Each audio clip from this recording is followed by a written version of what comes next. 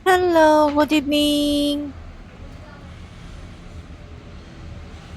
Ito na naman ako. Gagawa na naman ng orchids, naglalagay ng ng alambre sa bawat petals.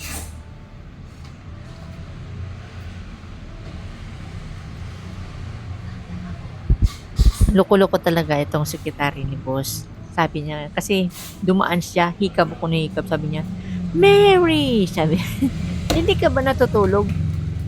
Sabi ko, natutulog ah. Ikaw nga dyan, ikaw ko. Kanina nga nasa sasakyan tayo, patay hikab mo. Tawa siya na tawa sa akin. Sabi ko, akala mo ha, ikaw nga kanina eh. Sabi ko, panay hikab mo eh.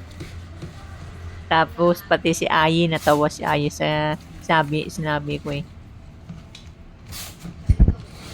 Kasi timing rin, pagdaan niya, nahikab ako.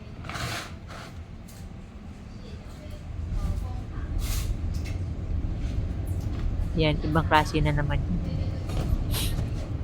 Ano yan, maganda. Kaso lang yung, hindi kagaya ng ibang variety na matigas, yung parang plastic yung ano niya, yung petals. Pero iyan, ang yung ginagawa ko na yan, malambot. O manipis siya.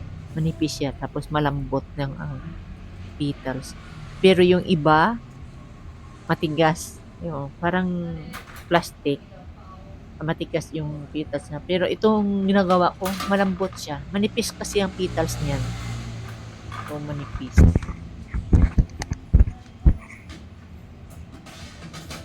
Pero maganda siya kapag napuluputan na ng alam mo. Hindi ko natapos yun eh. Bali tatlong tray lang ang natapos.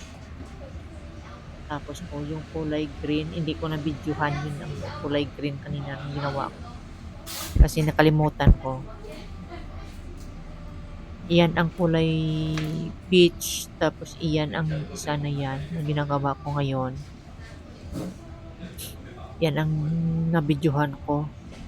Tapos may dalawang tray pa nga pula doon ang hindi pa natapos. Bukas ko na lang gagawin. Yan o, natin yan. Ang ganda, di ba? Maganda yung kulay. Maganda yung kulay.